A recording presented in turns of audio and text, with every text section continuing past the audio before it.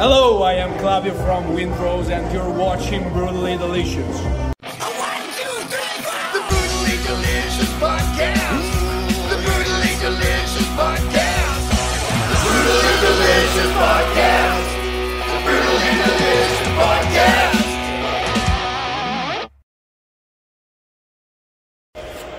What's up, everybody? This is Dark Masick with Brutally Delicious, and I'm here with Claudio from Windrose. How you doing, man? Great to meet you. Fine, so good, man. It's nice to meet you. It's nice to be finally in the United States. Yeah. We're having a really great time here. So tell me more about that. This is your first time touring the U.S.? It is, man. Okay. Had you ever done Prague Power or anything before? No. These are your first shows? Time.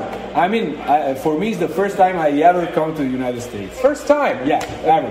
Yeah, because we were supposed to do a tour in 2019 and probably USA as well, but we had problems with visa.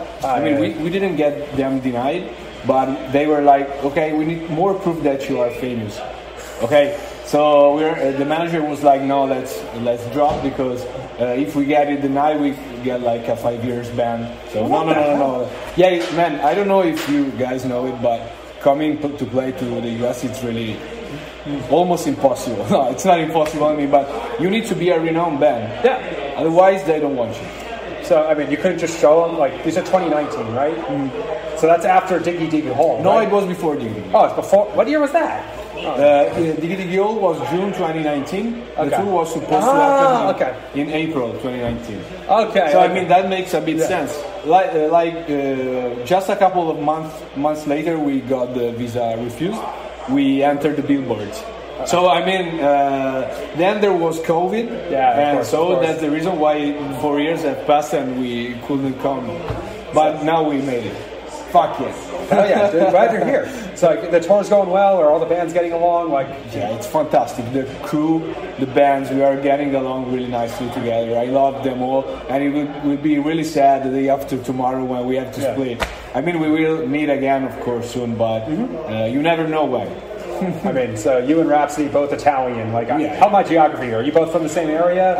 No, not precisely, but we all come from the northern part of Italy.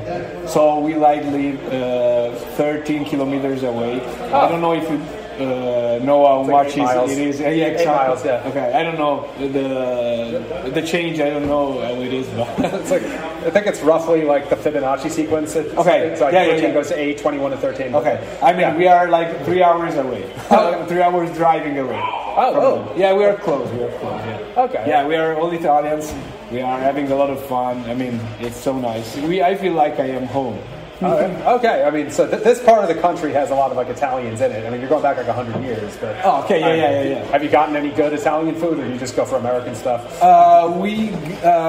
The food that saved my life in the US is Caesar salad. I got salad everywhere. Of course, we got the burgers, the American stuff, but sometimes you need to recover, you know. Yeah. Because in Italy we eat more simple things, you know. So when we come to the US, there is everything put together in the same dish. So it's a bit, I mean, it's good, but it's a bit difficult for us to go on like 1 month like this, but okay, it's fine. Then in Phoenix, Arizona, we had, as a green room, we had a whole apartment all together. So we had a kitchen. So all day we cooked Italian food together. Actually, so yeah. But I mean, it's really nice to even eating in the US is nice because you can find basically anything. I mean, if one day I want to eat Italian, I can just Uber and go there. That's fine. Loving the US so far. Cool. So you released an album last year, right? You're on this tour now. And then you're doing a European run, right? Yeah, exactly. Okay. So what's the next cycle look like? You going back to States? You doing another album? Like, when can I see you again? This is my question. But really soon. Really soon? Yeah, because pretty easily.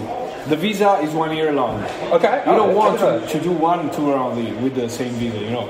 I didn't know that. I thought it was for like 4 weeks or something. It's a year? No, 1 year, yeah. Okay. So, to take advantage of it, we need to come back before it expires. So, most likely, next spring 2024, we'll be back. Are you going to be headlining? What's happening there? Pretty much sure that we are at the end. Yeah.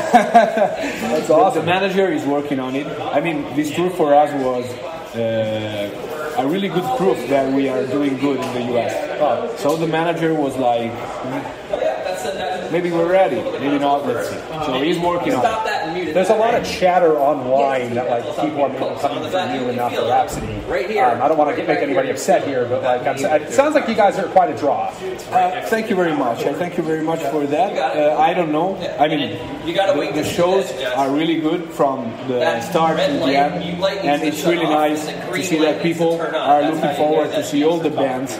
And yeah, of course, maybe a lot of people want to see us because it's the first time that we come here. And we had some viral TikTok videos before coming here, so it makes sense. I mean, but a lot of people come for Rhapsody. A lot of people have the Rhapsody tees. So I mean, the whole pack is working nicely. It's a killer bill, I swear. Like Seven Kingdoms is criminally underrated. I love them live. You guys are first time here, and obviously you're doing well. And this, I think, Rhapsody's first time in the U.S. since, except for Prague Power or something, like since 2012. Yeah, so, they came in 2012, and that was the last time they came. Yeah, absolutely. Yeah, I mean, there's hype for this package. I mean, we did a really great numbers.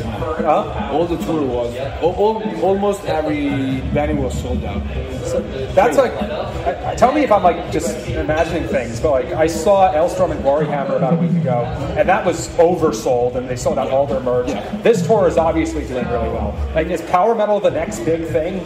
Because for a long time it was like, you know, deathcore, and then I don't know. It's a really nice question, and there are, I mean, the main metal acts lately, I would say, are Sabaton and Powerwolf. So I mean, it makes sense that power metal, the new wave of power metal, might be a big thing in the next years. But who knows? It always changes. Well, so, I mean, but it looks like it's a good rising tide, right? It is, of course. I mean, what better time than this one for having a fantasy-themed power metal band? And that brings me to the next point, because I got to rack your brain for this one. So you guys, obviously, like, for those unaware, Windrose, they're like dwarven metal. They're all about the dwarves. You see, I am, he's taller than me. No, this guy's not short. No, it's just the perspective. But still, let's say, like, have you ever read The Hobbit? Mm-hmm. Right. So how about the Battle of Five Armies tour? You guys are dwarves. Powerwolf probably takes the world. Who are the other three? Who are humans, elves, and... I would love to see the pirates. Okay. Yeah. Okay. Yeah. So those are humans? Yeah. Okay. I would love to see... We need elves and orcs. Necrogoblicon. Yeah, that was the obvious one, of course. Okay. And what you got for elves? We're missing the elves. Twilight Forest. I was going to suggest that if you didn't. I'm so glad. Like, I think Arendir's name wears them on his ears. Like, what a killer package! Wow. Yeah. So, do you guys like mainly go into like? I mean, you have a song called "There and Back Again." So does Twilight Force actually. Like, are you mainly like Tolkien dwarves, or is it just dwarves period? We are really huge fans of Tolkien, of The Hobbit, of The Lord of the Rings. So mainly the inspiration comes from that. Yeah. So when we write music, even if a song talks about something different that has nothing to do with that word, we still refer to it when we compose the music. You know, so everything is driven by The Lord of the Rings. But we like also to include different words. For example, Francesco, the singer, is playing Warhammer.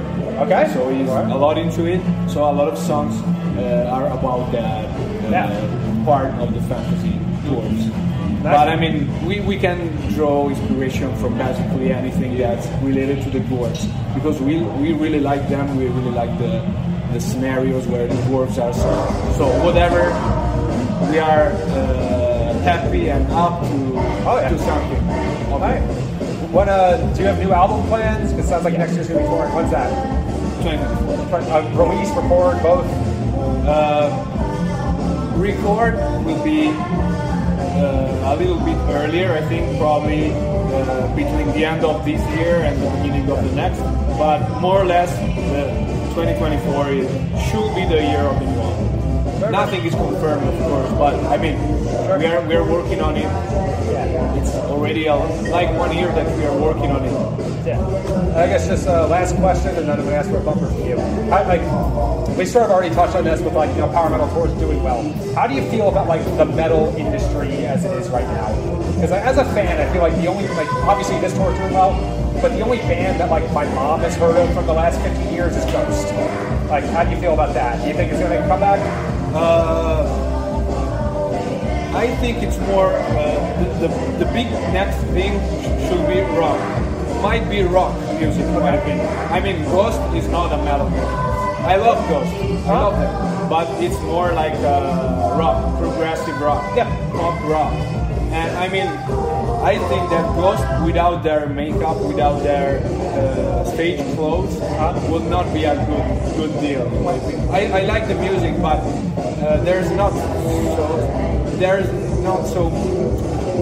they are not so particular with their music. I mean, the look combined with their music, it's perfect. But anyway, I think the next big thing will be pop rock. Pop rock. There are a lot of artists, punk artists that are coming back now. They are really famous, like Machine Gun Kelly from pop punk. But I think that metal will take advantage of it because I can see that the guitars are going back on stages. We in the last 10 years we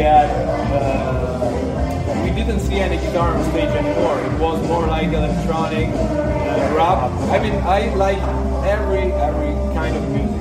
But it's really nice to see that guitars are going back in the mainstream. For example, even Måneskin. I was going to say, they're on your visit, right? They're Italian. Yeah. And they are, I mean, I'm not a huge fan of their music. They are good, really good at playing, really good energy. But the good thing is that they brought back the rock, the instruments. And metal can take advantage of it. So I see a bright future for metal as well. Not more like something that comes from another thing, but it will be good. I mean, the industry is working in metal. There's a lot of people coming to the show. I can see things. Awesome. Any other things you want to say to Brutally Delicious? We had a really, really amazing time in the US. So we thank you all that you're people that are seeing this video. It was a really awesome blast to be here, and we really, really hope to see you soon next year and come to the shows. We're waiting for you. Awesome. Thanks so much. Hello out there. Yes, hello out there, everyone. I'm Hal Schwartz. And I'm Flynn McLean. Together we host None But the Brave, a podcast dedicated to the music and career of Bruce Springsteen. Bruce and E Street Band are on tour right now for the first time in 6 years, and we're taking a detailed look at what's happening on stage in our bi-weekly episodes. We've also been recently joined by some very exciting guests, including rock journalist Warren Zanes and Stephen Hayden, Backstreet's Magazine founder Charles Cross, and Barstool's Kirk Minahan. If you're a diehard Springsteen fan, this is the show for you. So please subscribe to None But the Brave on your favorite podcasting platform, and we hope to see you further on up the road. Thank you so much. We'll be seeing you.